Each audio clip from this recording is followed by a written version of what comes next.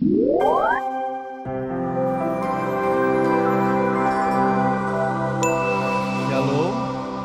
salam sejahtera di dalam kasih Tuhan kita Yesus Kristus.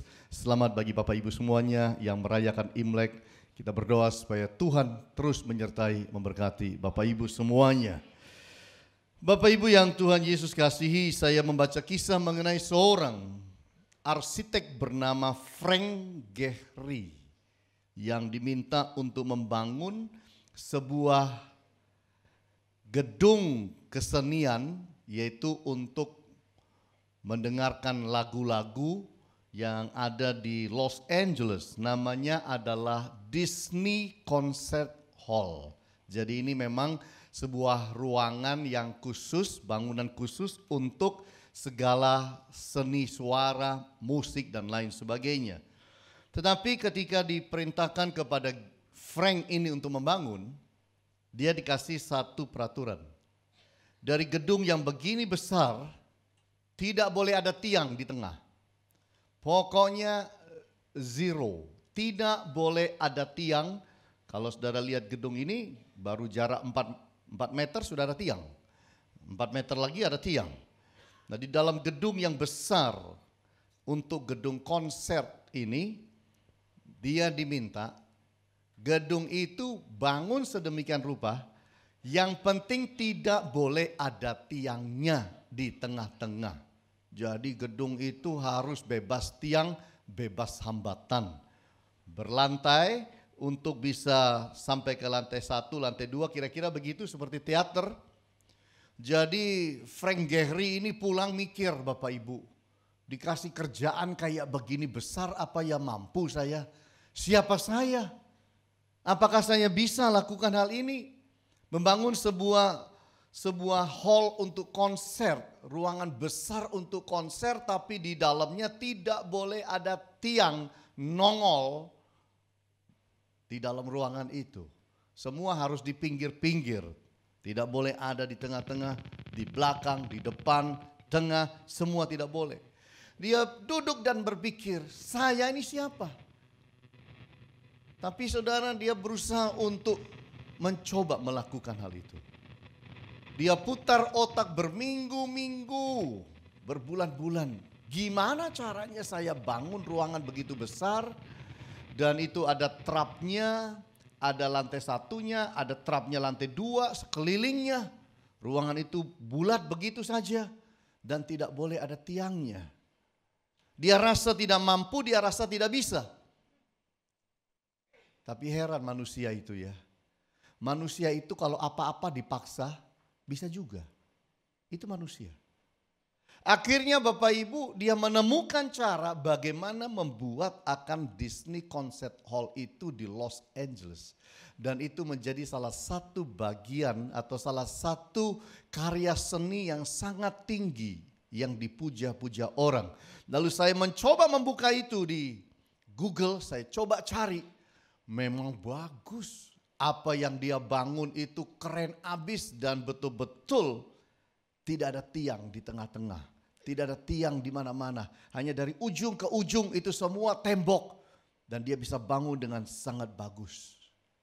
Bapak Ibu yang Tuhan Yesus kasihi, di dalam hidup kita ini sebelum kita betul-betul melakukan sesuatu yang ada di luar, kita sebenarnya harus bisa mengalahkan diri kita sendiri. Artinya kita harus mampu untuk bilang bahwa saya bisa.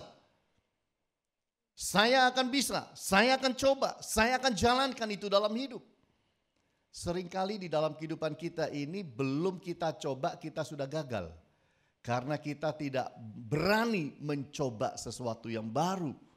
Di tahun yang baru ini saya berharap semua kita berani mencoba sesuatu yang baru. Kalau tidak Bapak Ibu, hidup Anda akan jadi seperti ini sama saja dari dulu sampai sekarang. Saya senang ketika ada jemaat bilang, Pak asik juga loh Pak, bahwa tema kita di tahun ini spreading the wings. Mengepakkan sayap itu terjadi dalam hidup saya. Terjadi di dalam perusahaan saya. Ini ada sesuatu yang besar di depan saya dan saya mau jalankan itu dalam hidup. Kalau kita tidak berani Bapak Ibu, kita akan jadi orang ya sama-sama aja. Jangan-jangan 10 tahun yang lalu sama dengan sekarang. Kita harus berubah. Harus jadi orang yang berani melangkah, berani lakukan sesuatu yang besar dalam hidup. Gak ada yang bilang amin. Amin. Karena Allah saudara Allah yang besar. Itu sebabnya saya kasih tema hari ini adalah conquer yourself. Kalahkan diri Anda sendiri. Kalau saudara mau hidup dan jadi orang yang berhasil dalam hidup ini, kalahkan diri sendiri. Musuh kita yang paling utama adalah diri kita sendiri. Kenapa? Karena kita ini manusia yang banyak alasannya. Ayo begini, gak mungkin bisa. Ayo begitu, aduh orang lain aja udah gagal. Ayo lakukan ini, bukan zamannya. Terus, manusia itu terlalu banyak alasan. Orang sukses itu alasannya sedikit Bapak Ibu. Tapi orang yang rata-rata itu alasannya terlalu banyak. Disuruh apa aja, ada aja jawabnya. Ada aja jawabnya. Ada aja alasannya untuk tidak lakukan. Itu sebabnya saya berkata bahwa kita harus bisa mengalahkan diri sendiri. Mau lakukan sesuatu yang besar, sebelum itu dijalankan, kalahkan diri saudara sendiri dengan berkata, engkau bisa, kamu bisa. Kita akan jalankan itu. Amin Bapak Ibu. Itu sebabnya di dalam hidup saudara dan saya kita harus belajar nomor satu yang kita kalahkan bukan yang di luar itu. Yang kita kalahkan itu bukan apa-apa yang ada di luar sana. Bukan manusia yang ada di luar kita di sana. Yang kita harus mengalahkan adalah diri kita sendiri yang selalu bilang tidak bisa, tidak mampu, tidak mungkin. Itu yang harus kita kalahkan. Otak kita, pikiran kita, itu yang harus kita taklukkan Bapak Ibu. Kita ini punya banyak sekali dalam hidup ini kemampuan. Kita punya banyak kemampuan, kita punya banyak talenta. Kita punya banyak modal dalam hidup, kita punya kepandaian dalam hidup. Tapi seringkali Bapak Ibu yang kita lihat, yang kita lihat keterbatasan kita. Seringkali yang kita soroti adalah kelemahan yang ada dalam diri kita. Kekurangan yang ada di dalam diri kita. Kalau Allah lihat saudara, Allah lihat sesuatu yang hebat yang ada dalam diri saudara. Cara Allah melihat saudara dan cara saudara melihat saudara, dua hal yang berbeda. Itu sebabnya saya ingin bawa kita melihat bersama-sama di dalam kitab Yosua. Yosua pasal yang ke-14 ayat yang ke-6 sampai ayat yang ke-15. Satu kisah mengenai Kaleb. Dan mari kita lihat ayat-ayat ini. Yosua 14 ayat 6. Bani Yehuda datang menghadap Yosua di Gilgal pada waktu itu, berkatalah Kaleb bin Yefune orang Kenas itu kepadanya, engkau tahu firman yang diucapkan Tuhan kepada Musa abdi Allah itu tentang aku dan tentang engkau di Kades Barnea. Aku berumur 40 tahun ketika aku disuruh Musa hamba Tuhan itu dari Kades Barnea untuk mengintai negeri ini. Dan aku pulang membawa kabar kepadanya yang sejujur-jujurnya. Masih ingat cerita 12 pengintai yang diutus Musa? 10 negatif, 2 positif. Yosua dan Kaleb. Jadi yang kita bahas ini adalah Kalebnya. Lalu lihat pada ayatnya yang ke-8. Sedang saudara-saudaraku yang bersama-sama pergi ke sana dengan aku membuat tawar hati bangsa itu. Aku tetap mengikuti Tuhan Allahku dengan sepenuh hati. Pada waktu itu Musa bersumpah. Katanya, sesungguhnya tanah yang diinjak oleh kakimu itu akan menjadi milik pusakamu dan anak-anakmu sampai selama-lamanya. Sebab engkau tetap mengikuti Tuhan Allahku dengan sepenuh hati. Jadi sekarang sesungguhnya Tuhan telah memelihara hidupku seperti yang dijanjikannya. Kini sudah 45 tahun lamanya sejak diucapkan Tuhan firman itu kepada Musa. Dan selama itu orang Israel mengembara di padang gurun. Jadi sekarang telah berumur 85 tahun aku hari ini. Hari ulang tahunnya itu 85. Pada waktu ini Aku masih sama kuat seperti pada waktu aku disuruh Musa. Seperti kekuatanku pada waktu itu, demikianlah kekuatanku sekarang untuk berperang dan untuk keluar masuk.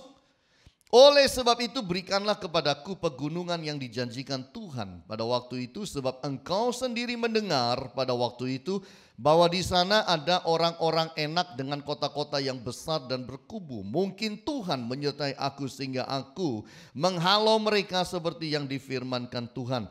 Lalu Yosua memberkati Kaleb bin Yefune dan diberikannya Hebron kepadanya menjadi milik pusakanya. Bapak Ibu, inilah satu kisah yang menarik mengenai Kaleb. Tidak lagi muda, usianya sudah 85 tahun. Waktu dia bicara dengan Yosua, itu adalah hari ulang tahunnya yang ke-85. Dan apa yang dibicarakan? Dia berbicara mengenai tanah yang diinjak yang dijanjikan Musa kepadanya. Dan dia berkata bahwa aku umur 85, kekuatanku sama seperti 45 tahun yang lalu waktu umur 40. Ini luar biasa. Entah vitaminnya apa ini. Umur 40 sama 85 kekuatannya dia sama Bapak Ibu. Dan ini orang luar biasa. Nah, yang kita ingin pelajari bersama-sama dari Kaleb adalah apa yang ada sih di dalam dirinya. Sehingga dia bisa menjadi orang yang disebut pahlawan, orang yang bisa mengalahkan dirinya sendiri, sehingga dia bisa mendapatkan bagian yang Tuhan tetapkan buat dia. Nomor satu yang kita mau pelajari, orang yang bisa mengalahkan diri sendiri adalah one who can stand alone. Orang yang bisa berdiri sendiri, orang yang bisa berjalan sendiri, orang yang betul-betul mandiri dalam hidup. Kalau kita melihat akan kehidupan daripada Kaleb, Kaleb adalah orang yang walaupun sudah umurnya 85, masih kenceng orang ini. Kemauannya masih kenceng orang ini. Masih banyak yang dia mau kerjakan. Masih jadi orang yang disebut pemberani.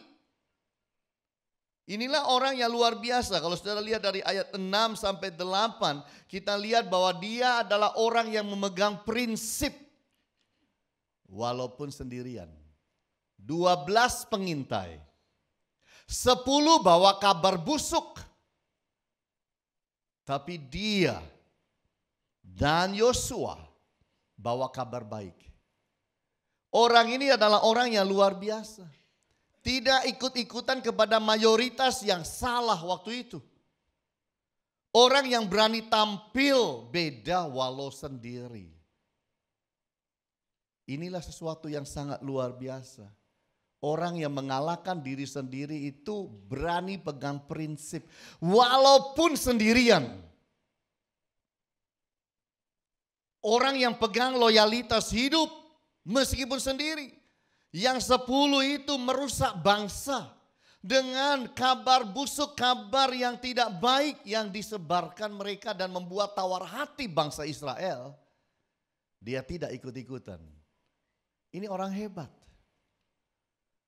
Orang yang berjalan dengan satu loyalitas yang sungguh. Dan dia berkata, dulu umur 40 aku setia banget sama Tuhan. Sekarang umur 85 tetap aku setia pada Tuhan. Ini orang tidak berubah hidup Bapak Ibu. Zaman berubah. Budaya mungkin berubah. Masyarakat berubah. Tapi dia tetap menjadi orang yang sangat setia kepada Allah. Saya berharap ini menjadi contoh dalam hidup saudara dan saya. Usia kita boleh bertambah, pengalaman boleh bertambah, kekayaan kita boleh bertambah, anak cucu bertambah, tapi kita tetap setia sungguh-sungguh kepada Dia.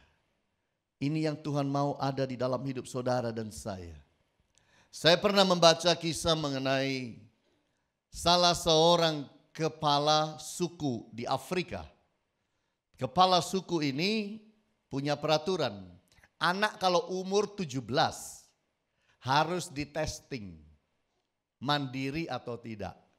Berani atau tidak. Dan termasuk anaknya sendiri, putra mahkota, itu di testing. Testingnya nomor 1, testingnya adalah anak ini diikat Bapak Ibu, tangan dan kaki. Lalu diikat dengan tali, terbentang, dia ada di tengah sini. Tangannya ketarik ke sana, kakinya tarik ke sana. Dan pada tubuhnya dikasih semut yang besar-besar itu. Jadi semut itu ribuan di badannya, gigit dia. Kenapa begitu Pak? Itu untuk menguji kuat tidak anak ini. Jadi saudara tahu bukan semut kecil di rumah kita. Ini semut besar-besar yang ada di hutan. Wah, itu penuh di tubuhnya. Gigit dia, sakitnya luar biasa. Dibiarkan itu terjadi berjam-jam. Kemudian dilepaskan. Mentol semua. Merah semua. Lemes dak karuan. Dibiarkan seminggu. Diobati. Sembuh. Artinya jadi seorang pemimpin harus berani hadapi penderitaan yang luar biasa. Supaya dewasa. Lalu dikasih lagi tantangan kedua. Tantangan kedua adalah dia itu hanya dikasih, dia dibawa pergi oleh ajudan daripada papanya. Jauh sekali. Lalu kemudian ditinggal sendirian malam hari. Tanpa senjata apa-apa. Jadi anak ini umur 17. Di tengah hutan yang dia tidak pernah ada biasanya. Dia ada di situ. Ditaruh di situ, ditinggal pulang oleh ajudannya. Kamu harus bisa bertahan di kegelapan malam ini sampai pagi. Dengan berbagai macam binatang yang mungkin mengaum, dengar serangga, bunyi, ini itu. 17 tahun sendirian. Malam mulai datang. Oh, sendirian. Takut enggak ya? Terus tambah malam, dengar berbagai macam serangga, auman, mungkin binatang-binatang buas. Sendirian di situ. Terus hatinya takut. Tidak bisa lihat. Jarak lihat itu enggak tembus. Gelap, betul-betul gelap. Dan dia ada di situ sampai pagi. Setelah pagi, matahari mulai keluar, dia mulai bisa lihat semuanya. Saudara tahu apa yang terjadi? Papanya sedang duduk di sana, nungguin dia. Dan dia bilang, Papa ada di situ dari kapan? Dari tadi malam Papa ada di situ. Ya. Aku memperhatikan kamu pada waktu kamu ada di dalam kegelapan. Bagaimana reaksimu? Dan aku menunggu kamu. Apakah kamu berani? Dan aku menjagai kamu. Kalau sampai ada apa-apa, Papa yang akan lawan. Karena engkau tidak bersenjata. Bapak Ibu yang Tuhan Yesus kasihi. Kadang-kadang kita rasa kita berdiri sendiri. Berjalan sendiri dalam hidup. Karena mata jasmani kita tidak pernah bisa melihat Tuhan. Walaupun kita berjalan sendiri, kita harus sadari Allah tidak pernah lepaskan kita dan tinggalkan kita. Walaupun mata jasmani kita tidak lihat dia, dia ada di dekat kita.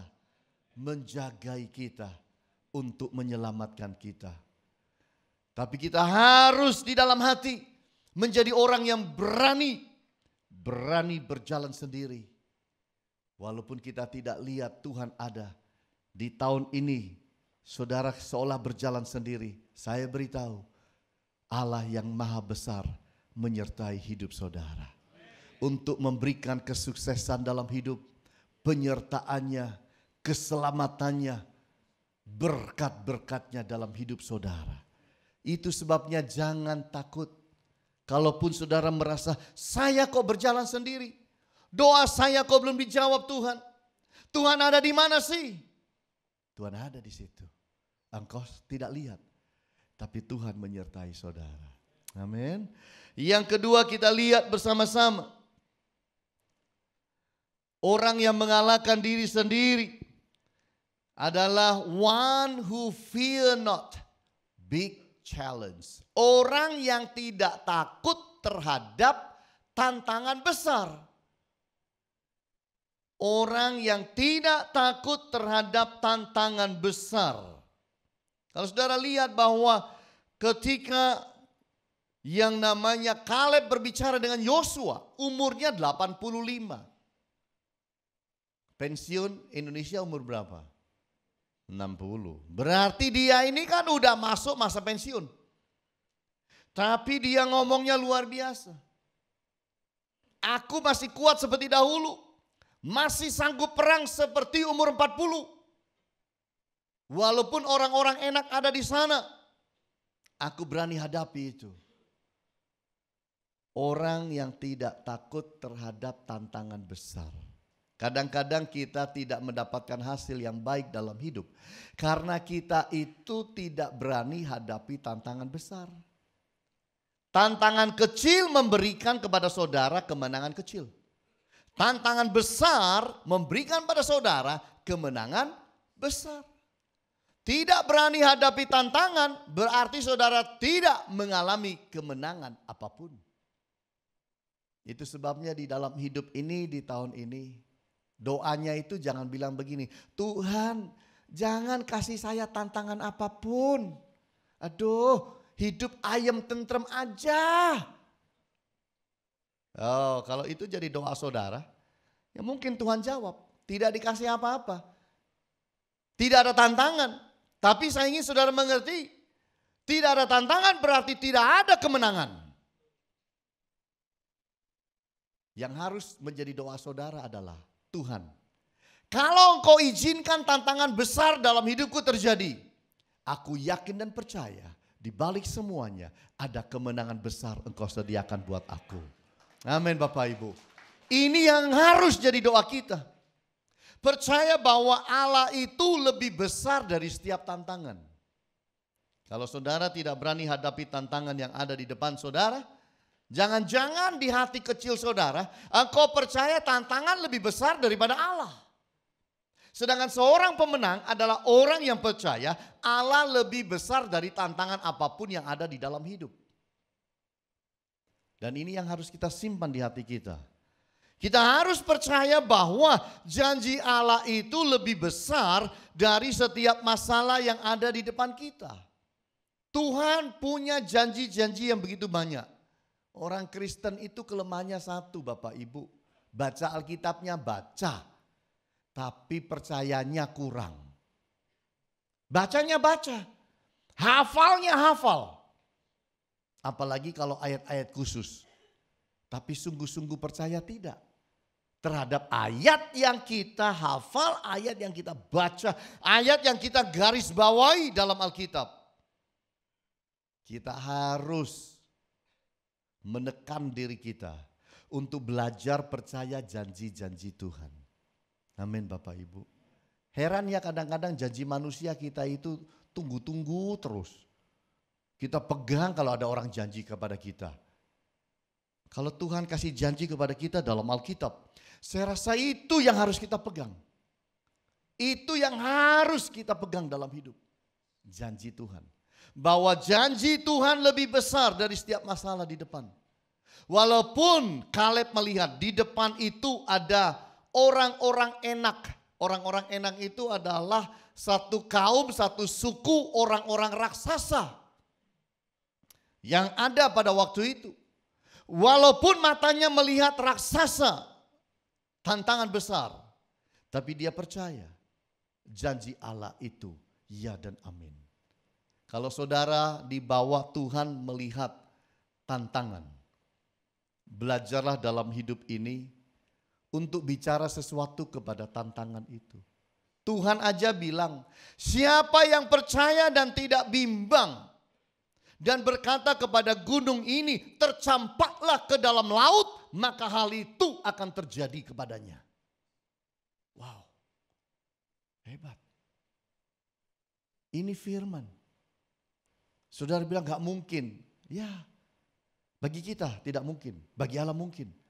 Karena gunung, laut, segala sesuatu yang ada di dalam dunia itu terjadi karena firman.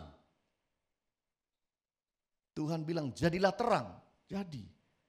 Gak dibuat terang itu, diucapkan. Jadilah cakrawala, jadi.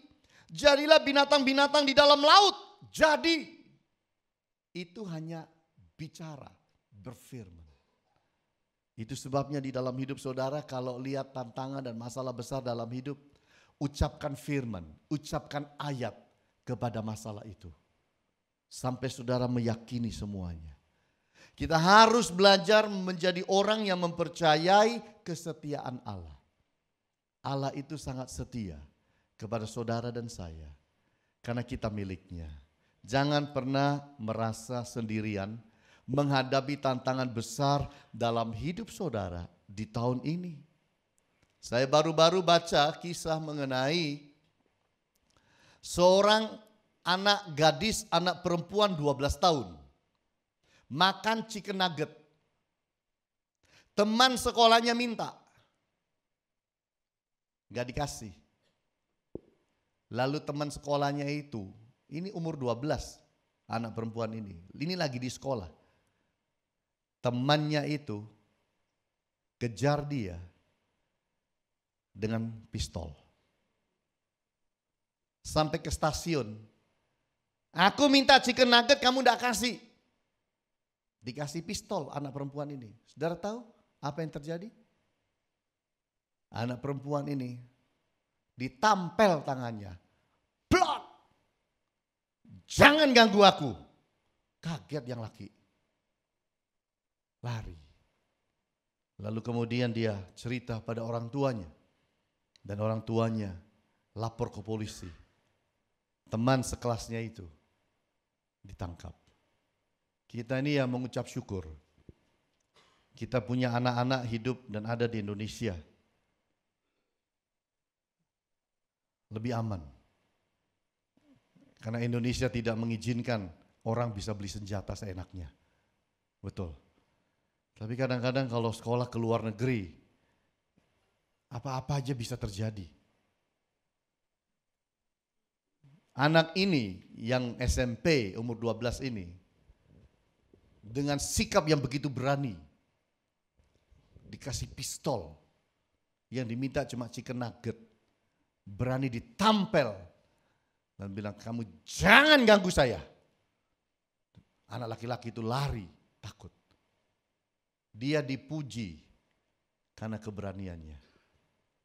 Dan itu viral di dunia maya, di internet. Itu viral banget. Memuji akan anak perempuan yang sangat luar biasa. Kadang-kadang hidup ini, kita hidup Bapak Ibu. Tapi jujur, keberanian kita merosot. Kadang-kadang usia tambah naik, keberanian tambah merosot. Kadang-kadang gara-gara kita sendiri. Kadang-kadang karena faktor orang lain. Kadang-kadang karena faktor lingkungan. Membuat kita itu kemudian tidak hidup seperti burung elang, tapi kita hidup kayak ayam.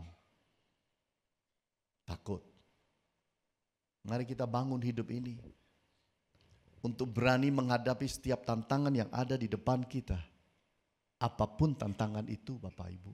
Karena kita tidak sendiri. Tantangan itu kita hadapi bersama dengan Tuhan kita Yesus Kristus. Tidak sendirian. Jangan takut terhadap tantangan. Karena di balik tantangan itu Bapak Ibu ada kemenangan besar. Allah sediakan buat saudara dan saya. Yang ketiga kita lihat bersama-sama. Orang yang bisa mengalahkan diri sendiri adalah one who doesn't dwell on his limitation. Orang yang tidak tinggal di dalam keterbatasan-keterbatasan hidup. Karena di dalam dunia ini ada dua macam manusia. Yang satu selalu cari dan lihat kesempatan. Orang yang kedua adalah orang yang selalu melihat keterbatasan diri. Saudara orang yang mana? Orang yang selalu melihat peluang, kesempatan, sesuatu yang ada di depan. Atau saudara adalah orang yang lihat sesuatu yang bagus di depan, lalu engkau lihat diri sendiri. Siapa saya? Mana mungkin? Mana bisa? Selama ini keturunan dari engkong, dari papa sampai aku, gak mungkin. Saudara orangnya mana sih?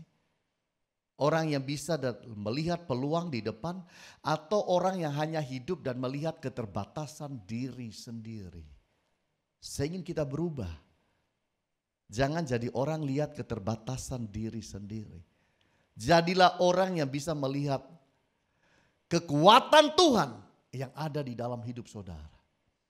Itu jauh lebih indah.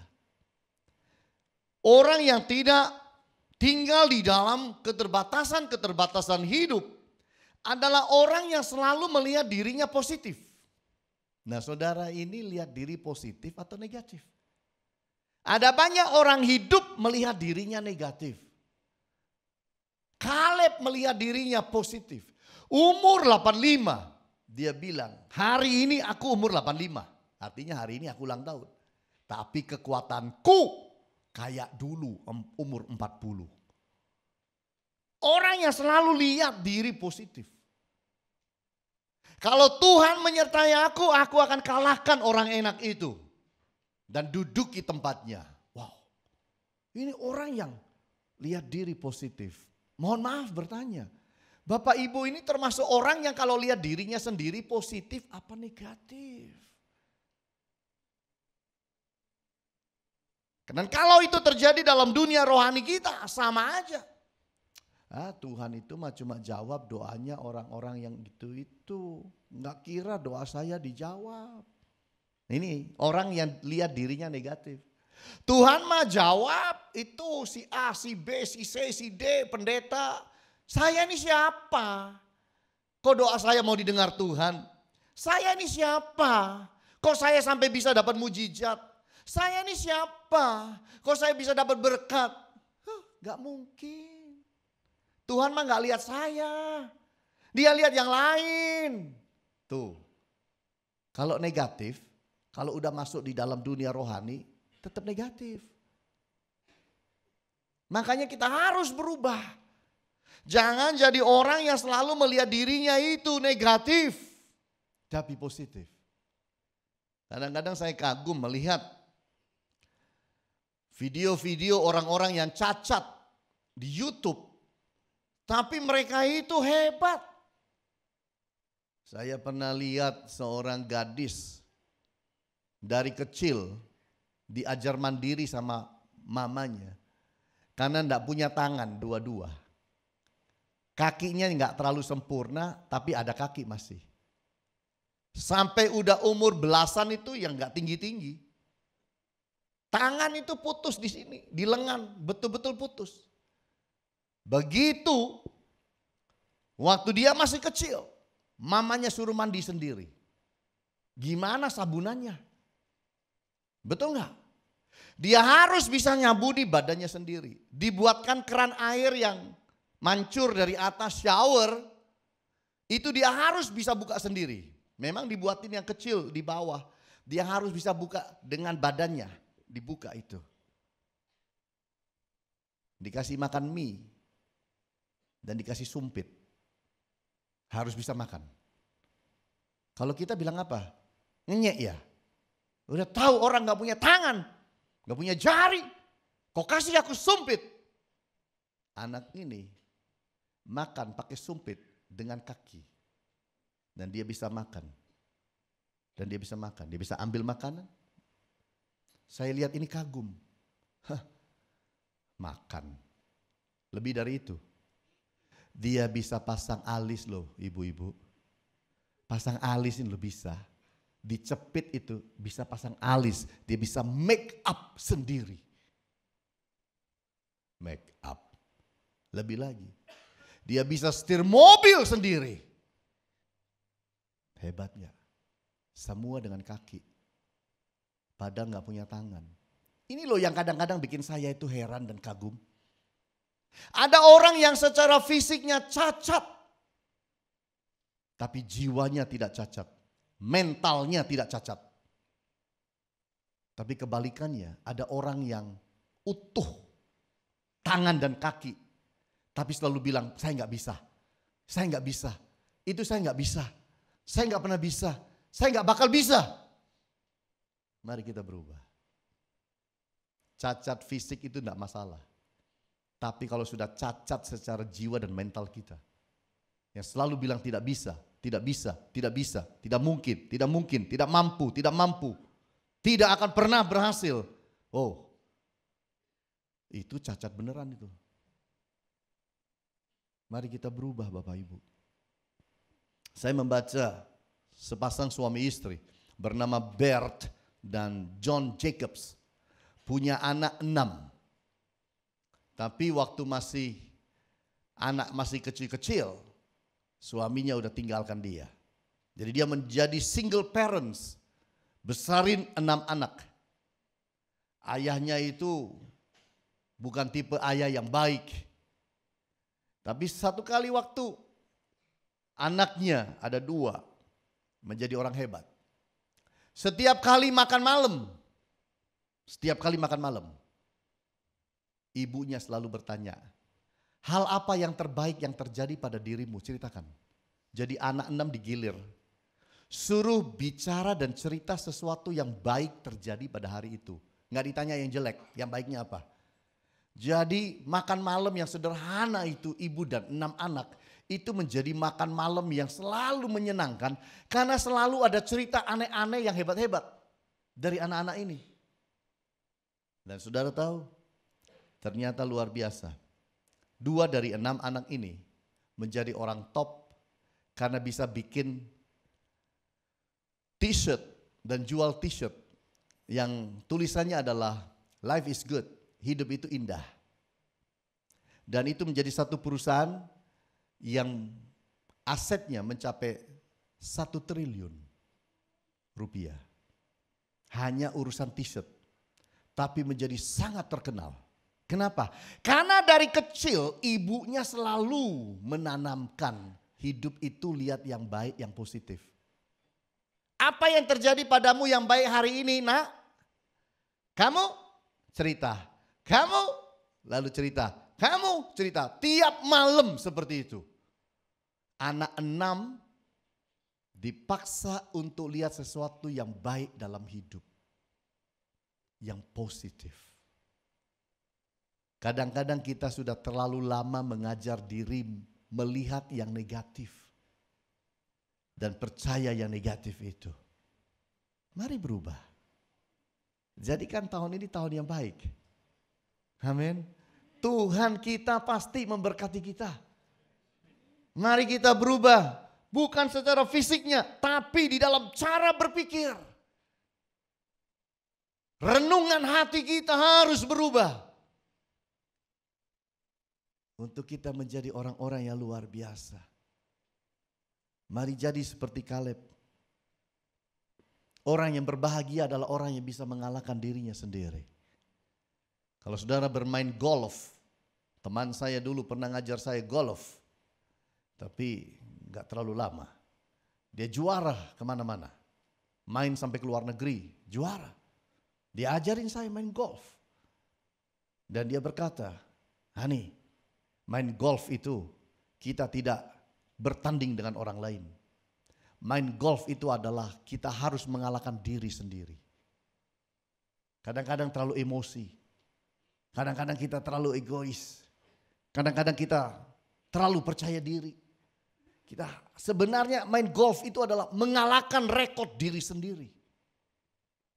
Saya berharap dalam hidup kita menjadi orang-orang yang bisa menaklukkan diri kita di tangan Allah yang besar. Menaklukkan diri kita kepada kebenaran firman. Jangan takut berjalan sendiri. Karena saudara tidak pernah berjalan sendiri. Allah itu menyertai. Meskipun kita tidak melihat. Jangan takut terhadap tantangan. Karena di balik semua tantangan. Itu selalu ada kemuliaan. Makanya murid-murid itu ketika lihat Yesus jalan di air. Takut. Harusnya bilang Tuhan, dibilang hantu. Lalu Petrus bilang, kalau memang benar itu engkau Tuhan, panggil aku berjalan kepadamu. Wah, Tuhan bilang, datanglah. Satu-satunya manusia yang berani keluar dari perahu, berjalan di atas air, dan tidak pernah lakukan hal itu, hanya Petrus. Walaupun dia pernah tenggelam, tapi Tuhan tolong.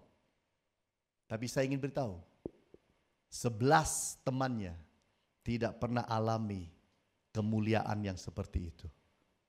Hanya Petrus satu-satunya yang pernah berjalan di atas air, mendekati Yesus. Jadi jangan takut terhadap tantangan.